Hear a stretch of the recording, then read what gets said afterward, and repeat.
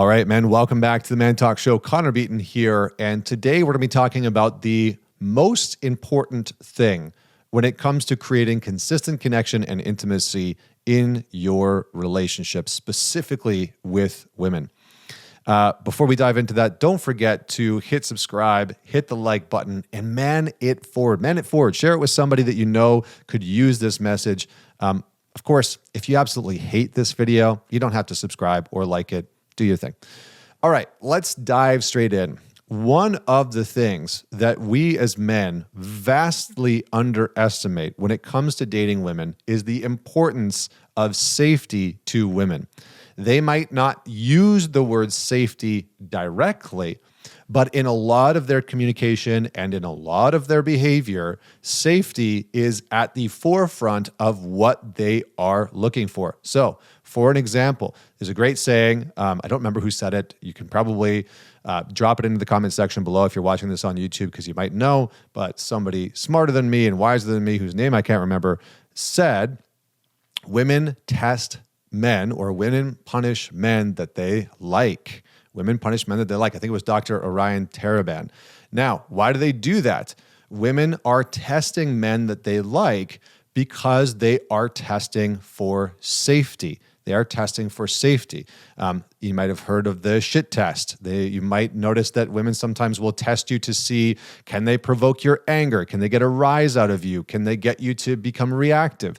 Why do they do that? They do that because they are testing for emotional safety, physical safety, relational safety, right? They might be looking over your shoulder at what you're texting, trying to get a glimpse of, what are you looking at on Instagram? What are you looking at on YouTube? Who are you actually texting?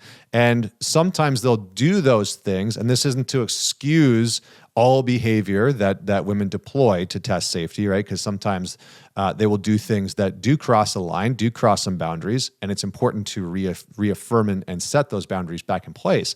But they're doing those things because they are trying to test to see, are you safe? Are you relationally safe? Are you psychologically safe? Are you emotionally safe? Are you sexually safe? And they're doing that for a number of reasons. First and foremost, they're doing that to see, am I safe in this relationship? And is my idea that we are in a monogamous relationship true? So sometimes women will be testing to see, is the monogamous agreement that we have real? Am I safe in that monogamous agreement, or is this man wanting to go outside of the relational dynamic? Secondly, she'll be testing for emotional safety, right? If I poke at him, does he lose his temper and punch holes in the wall? Or is he able to get, a bit of like anger and fire rise up? Can we have a little bit of conflict, but he can cool back down? It doesn't go into emotional abuse. He doesn't call me names. He doesn't yell and scream. He doesn't throw things. He doesn't hit me. He doesn't do those things. And so now I know I can trust that he is safe, both physically and emotionally. And they're doing that for them, but they are also doing that for their children. So women will oftentimes unconsciously test, especially when the relationship is starting to get into a more serious place. They will unconsciously test to see, is this man safe to have children with?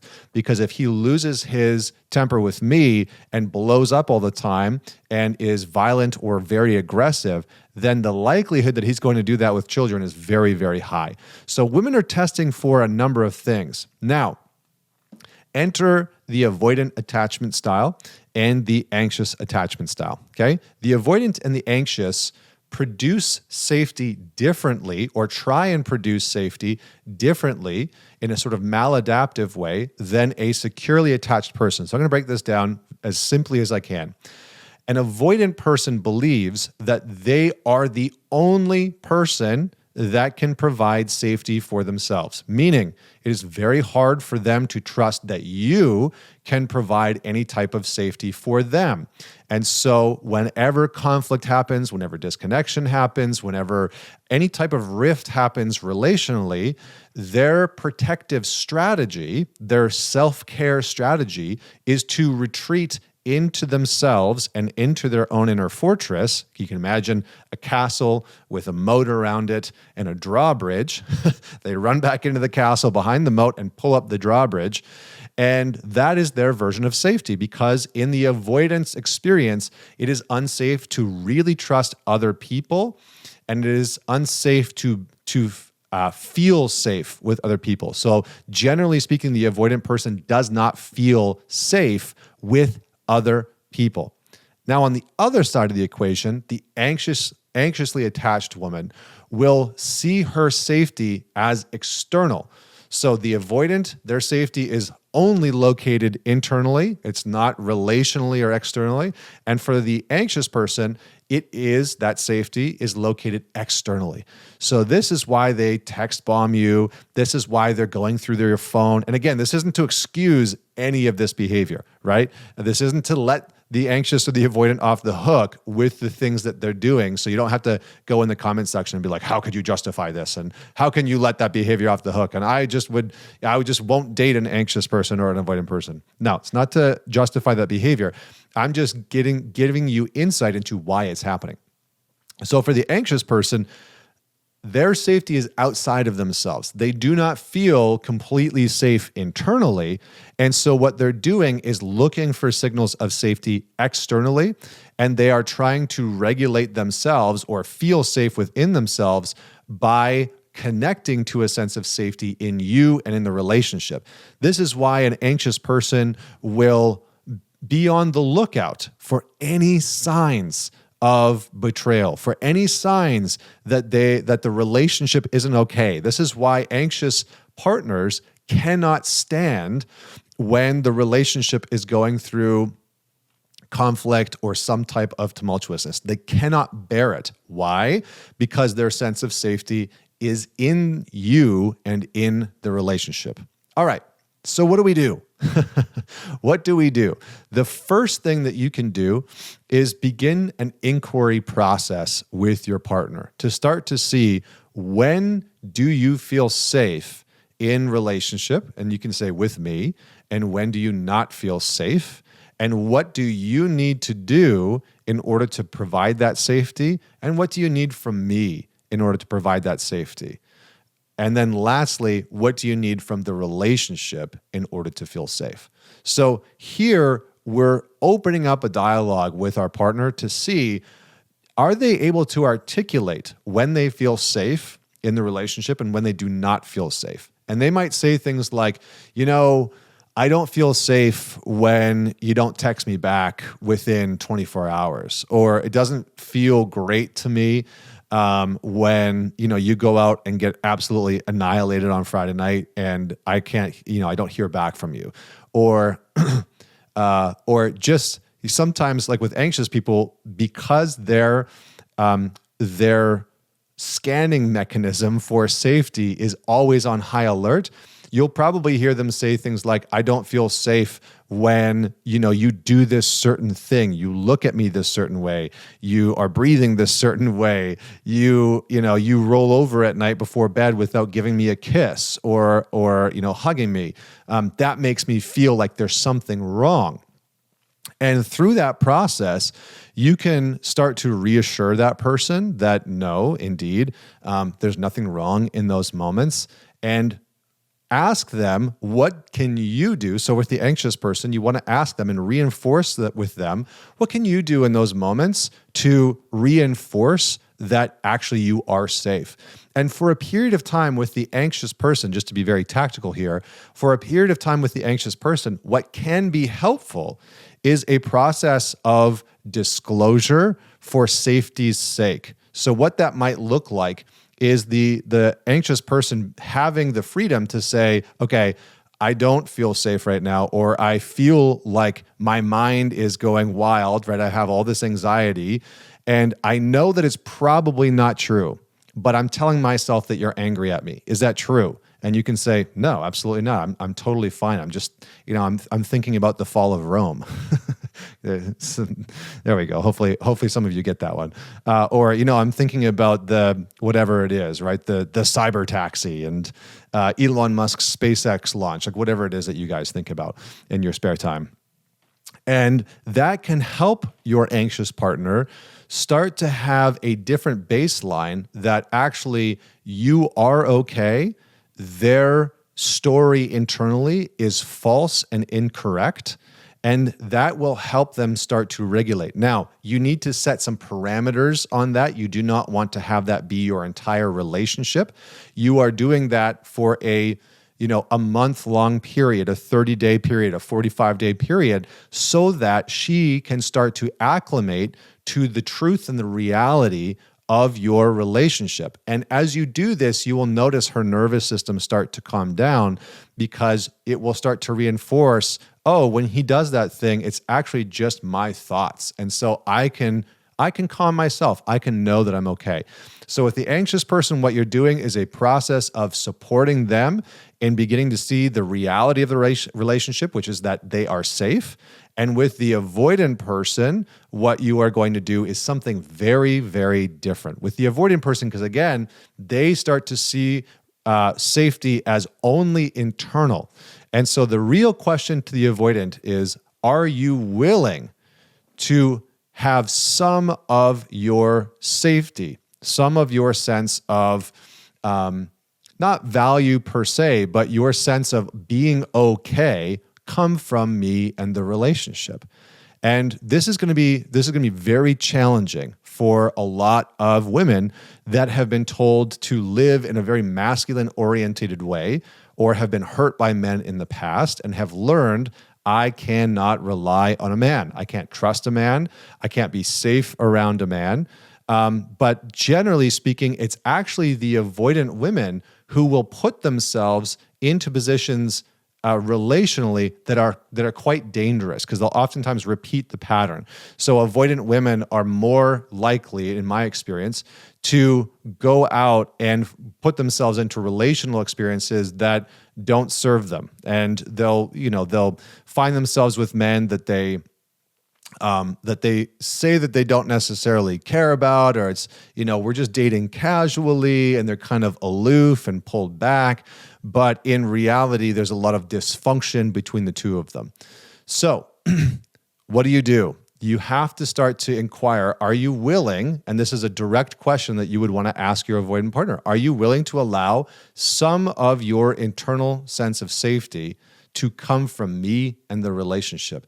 Are you willing to allow me to contribute to you feeling okay? Which means that she might have to open up once in a while and tell you about what she's feeling and going through, and that you set some parameters and boundaries around her pulling away, stonewalling, checking out, right? So if she needs to take some space and shut down, and the conflict has happened and she starts to shut down, great, do that. Let's have some agreements around it shouldn't go longer than 12 hours, right? Or it shouldn't go longer than whatever it is, 6 hours. And then the two of you come back together.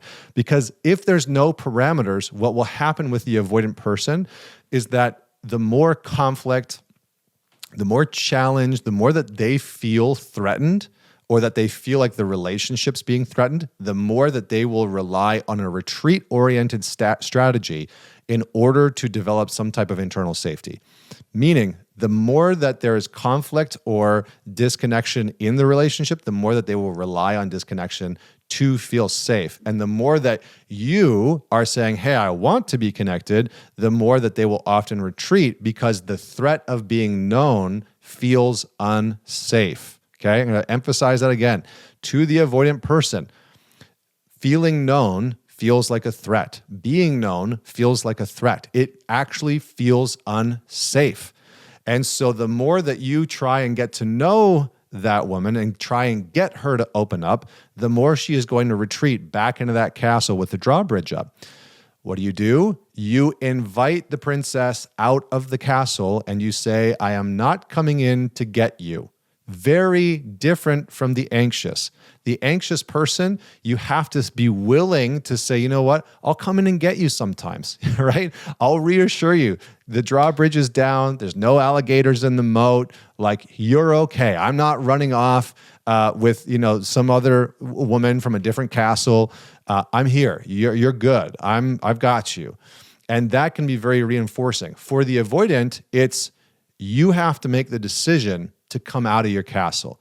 If you're not willing to make that decision to come out of your castle, or at the very least to let down the drawbridge and let me in, and that is a type of safety that you're willing to create with me, then it will not work. So she has to make the choice, and you can pose the question. You can say, once in a while, are you willing? Not once in a while, you need to do this because that will shut her down more, or once in a while, you have to do this because that will shut her down more. But actually, once in a while, are you willing to let me into what's happening?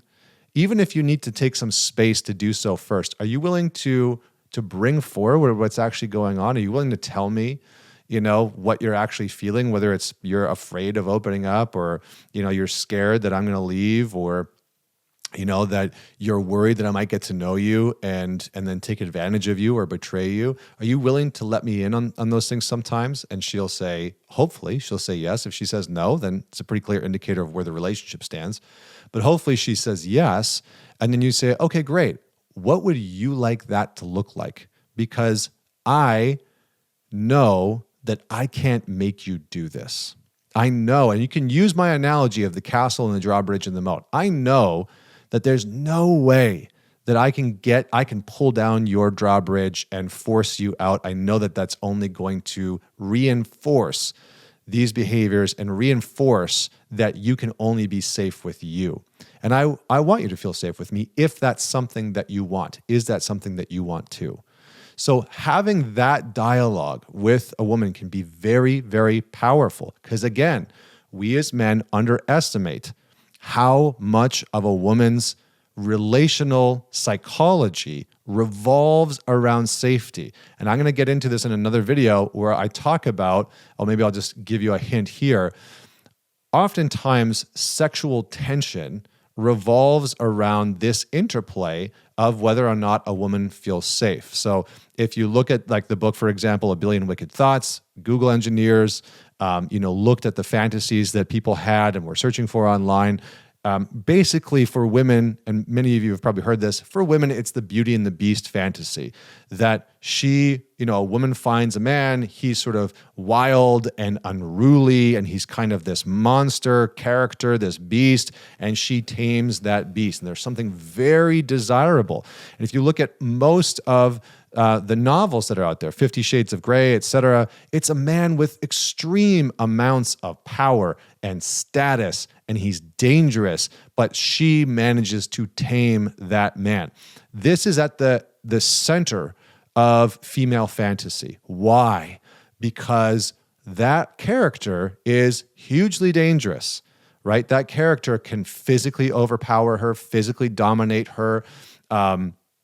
He can, from a status perspective, maybe financially decimate her, et cetera. I mean, you just go down the list. But those characters are all extremely dangerous individuals that are not safe. So if you are a man, and this is why nice guys oftentimes attract women who are not open. They attract more masculine forward women who are not willing to put themselves in the vulnerable position of even allowing some of their ability to feel safe to come from the relationship and from that man.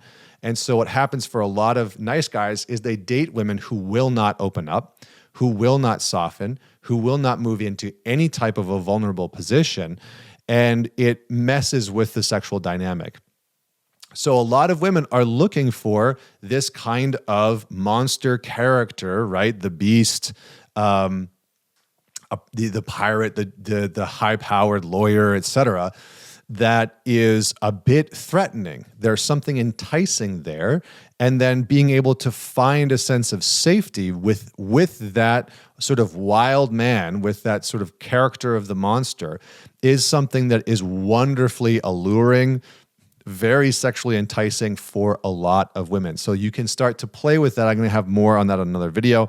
Just wanted to drop that in here. So share your thoughts in the comments below. Hopefully this supported you, whether you are dating an avoidant person or an anxious person, whether you are one of those people. Maybe this is a good video to share with your partner and to tune in with your partner and ask, what about this would really land for you? What about this can we take and use in our relationship? All right, until next week, Connor Beaton signing off.